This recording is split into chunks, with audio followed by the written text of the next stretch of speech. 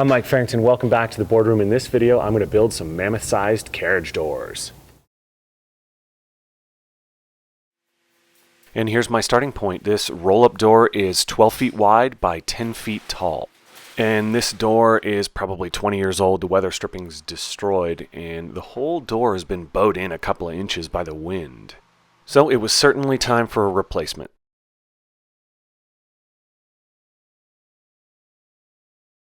And I decided to build carriage doors versus replacing this door with a better insulated new roll-up door for a host of reasons, and I'll go into those reasons later in the video.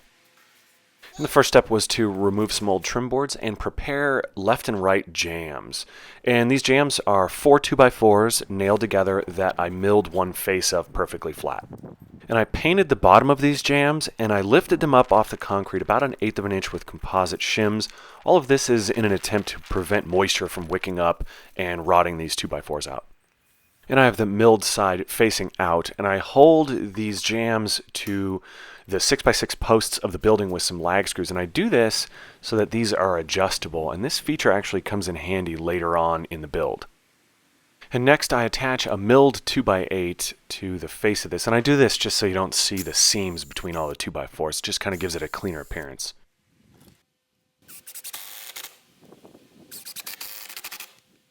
And the next item on the list is the head of the door jamb, and here I'm planing a slight angle on this so that water will run off.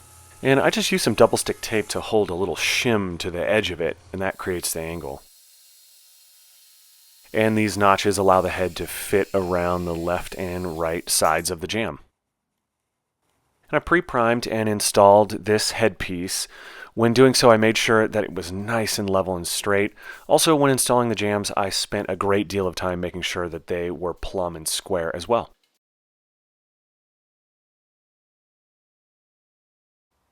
My plan was to build these carriage doors as torsion boxes.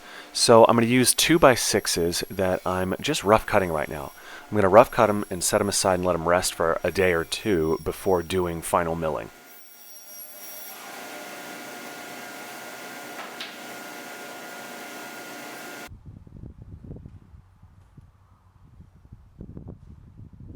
And while the rough cut 2x6s are resting, I needed to construct a temporary workbench. One of the challenges of building a torsion box is you need a surface that's about as big as the torsion box you want to build, and it needs to be pretty close to flat. So I spent some time with the powered hand plane taking any bow out of these 2x4s. And here's a pro tip: trust your eye. When you sight down a piece of wood, if it looks straight, it probably is.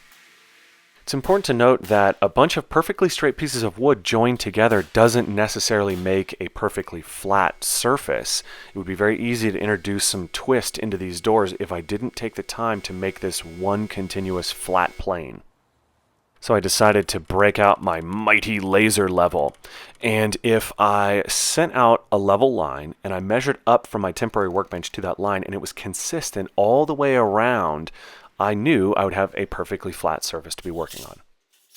And I screwed on a couple of extra legs in the middle there just to prevent any sagging. I measured all the way around one last time, and I was good to go.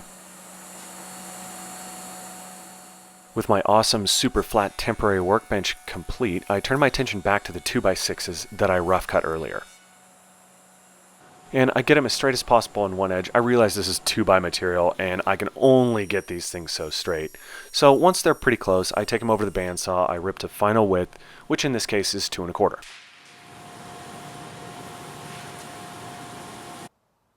And once I have enough stock milled up, I begin building the frames, and the joinery couldn't be more simple. It's butt joints with 3-inch screws. And the shop apprentice and I have something in common. One of our very favorite tools, is the impact driver, and he is always curious to see what I'm using an impact driver for. Once the outer frame is complete, I add 2 more verticals, and these define the left and right sides of the windows that I'm going to install. After that, I mark and install 2 more pieces that define the top and the bottom of the windows. And I work real hard to keep this nice and square and accurate. I want to be able to build and fit the window in real snugly into this opening. And the last step is to install some blocking. This is what I will attach the hinges to later on when I hang the doors.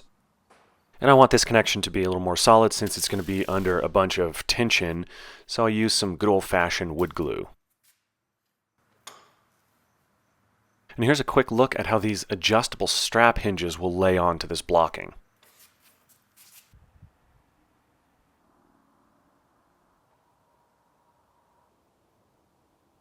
And once the two frames were built, I moved on to adding the skins. And I'm starting with the outside layer. This is a 1/2 inch thick exterior grade plywood. And I'm attaching this with a generous bead of construction adhesive and some trim head exterior deck screws. I'm using a polyurethane construction adhesive, which is good for a few reasons. It's waterproof, it's paintable, and it sets up slow, which is perfect for big projects like this.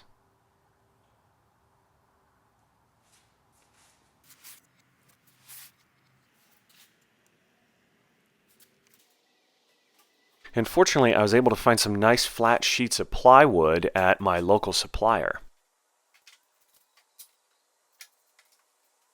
But I was able to clamp the bow out of the plywood, and between the strength of the glue and screws, everything remained flat after assembly.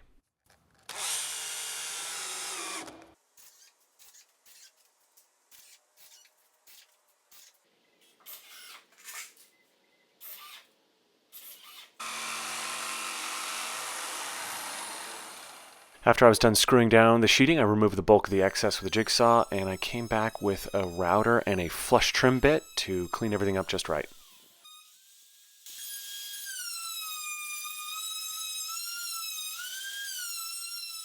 And I don't think NASA is going to give me an award for precision flatness, but for a hat cabinet maker in his garage using subpar materials, that's a pretty flat door over a 10-foot span.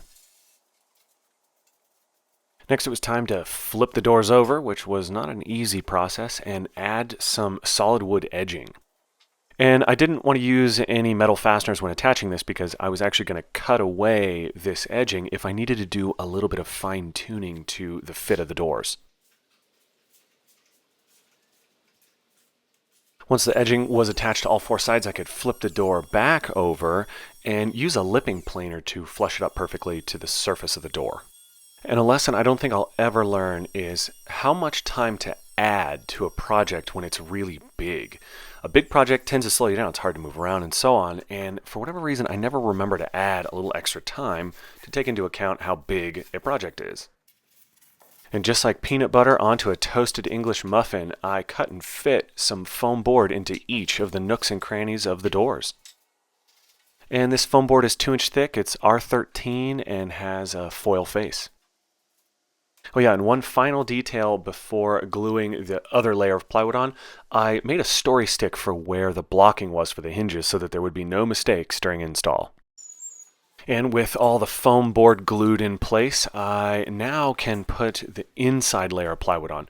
This is held on again with a whole pile of construction adhesive and some of those same trim head screws. The only difference is this time I'm using a 3/8 inch plywood. Earlier in the video I mentioned I would talk about my reasoning for making carriage doors versus just replacing the roll-up door. And I had 3 reasons for wanting to go this way. The best roll-up doors are still fairly drafty. Even the most expensive ones aren't that well insulated. I thought I could do better in that regard. The second reason is the tracks that are associated with roll-up doors. They sort of clutter the ceiling of my shop, and I wanted things to feel more open. Plus, when a roll-up door is up, it would block any lights mounted on the ceiling above it. That's no good. And the last reason is I think carriage doors are just kind of cool, and I thought it might add a neat feel to my shop. And the last step in building these doors is to add some decorative pieces to make them look more like traditional carriage doors versus the torsion boxes that they actually are. And the first couple of trim pieces I installed, I used wood glue, but it was fairly hot this day and the glue was setting up too quick, so I switched back to the polyurethane construction adhesive, and this worked better.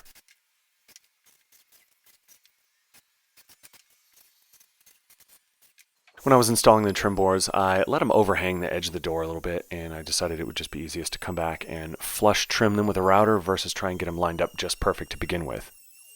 Now that the doors are complete, it's time to move on to prep and paint. And I think there are two options with exterior projects, and that is build everything out of cedar, which is naturally weather resistant, or the painting process needs to be done really well. And my go-to for any exterior project is I put down a coat of primer, then I come back with a solvent-based caulking. I caulk every crack, every pinhole, every knot hole, every screw hole. I do a real good job with that. Then I come back and I put another layer of primer on top of that, and then I follow that up with a few coats of paint. And I've found that this gives me a good number of years of service before things need to be refinished. Next bullet point on the agenda is to build a couple of windows. I get started by milling lumber to the correct dimensions.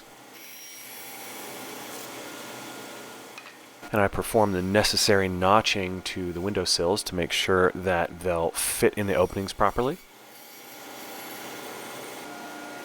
And since water is the sworn enemy of exterior woodwork, I add a bevel to make sure that water runs off. And in fact, any surface that would be horizontal on this build, I've added a small bevel to just to reduce the risk of rot.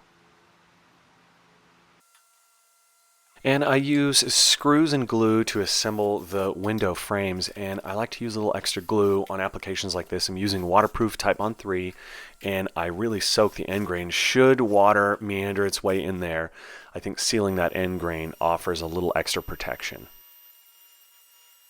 And I rip up a bunch of 9/16 square pieces that I'm going to use for the window stays. Nextly, I add some paste wax to a jig so that it doesn't get glued in place. This jig helps me accurately locate the window stays within the frame. More Type 3 and a gazillion spring clamps to clamp these in place.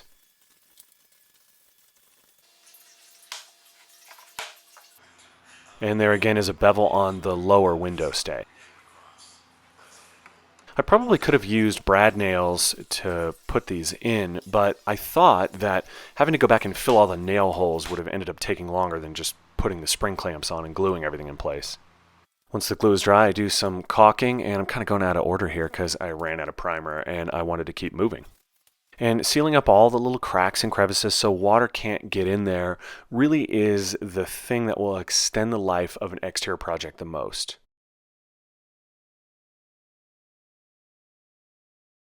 All right, now it's time for installation, and I get started by nailing some shims onto the jambs here. These represent the gaps that I'm looking for around the doors.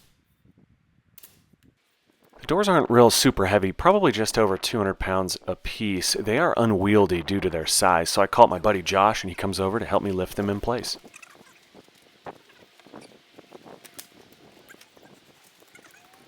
You remember those shims I nailed in place just a few seconds ago? Well, we nudged one out of place when moving this door into position, so I had to run around right quick and move that out of the way. Then we nudge the door over against the jamb, and I use some shims to lift the door up and press it against the head of the jamb. And then from there, I have some blocking installed on the inside, and Josh is just pressing the door against that blocking, holding it in place while I work on the hinges. These are called strap hinges, and they're adjustable, which is really nice. I ended up using the adjustment feature slightly to just line things up a little bit better. These are galvanized. The stainless steel ball bearing version of these same hinges was literally 10 times the cost, and these hinges weren't cheap just unto themselves, so I'll see how long these last. If they end up wearing out, I'll decide if I should upgrade in the future. August 18th, 2019 represented the 50th anniversary of Woodstock. That's also about the date that I started building these doors. Woodstock is a subject that I've always been really interested in. Even though I wasn't even born when it happened, I kind of like to study the subject. I'm a big fan of music, as you know, so during this build, I was listening to a ton of Woodstock performances. And the standout for me has to be Joe Cocker's version of With a Little Help from My Friends. It's a great song. If you've not heard it, it is a must. Go listen to it. It also happens to be the theme song for one of my favorite shows growing up as a kid, The Wonder Years. After getting the doors hung, I realized they were out of coplanar by about 1/4 of an inch. I was able to loosen up the lag screw, re-drill a new hole, use a clamp to shift the jamb over, bolt everything back down, and then the doors lined up perfectly.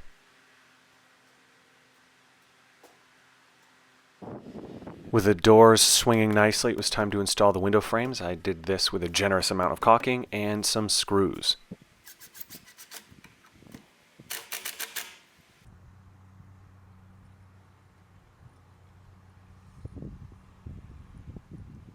I'm not actually using glass for the windows. I'm using a material called polycarbonate. This is what they make greenhouses out of.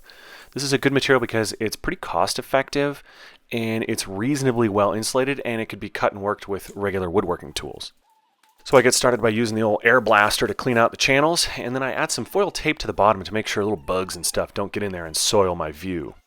You can order polycarbonate panels in all different kinds of variations. This happens to be what's known as 5-walled. It's 16 millimeters thick, and I ordered the stuff with a special 10-year hail warranty, which is needed in my area. And I'm sealing the polycarbonate panels in place with one of my favorite adhesives. This stuff seems to be pretty good. It's clear, it's paintable, and it's clean up with soapy water, which makes it fairly unique amongst the adhesives available on the market today. And I apply a generous bead to the inside edge of the window stays. I pop the panel in place, and then I use some moldings and screws to physically hold the window. Then I go back around to the outside and I do another bead all the way around the edge of the window just to make sure that it's watertight.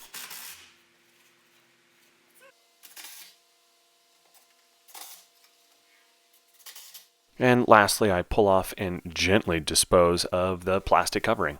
One of the downsides of polycarbonate panels is they're not totally transparent. In this case, it's fine. The windows are over 5 feet off the ground, so it's not like I'm going to be looking out them anyway.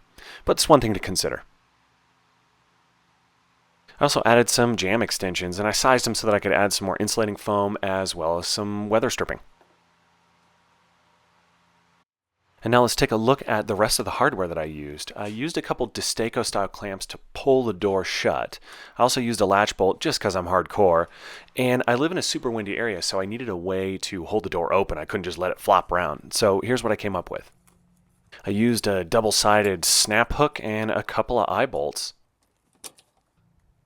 And it's fairly easy to use, and it holds the doors rock solid, so I'm pretty happy with the end results.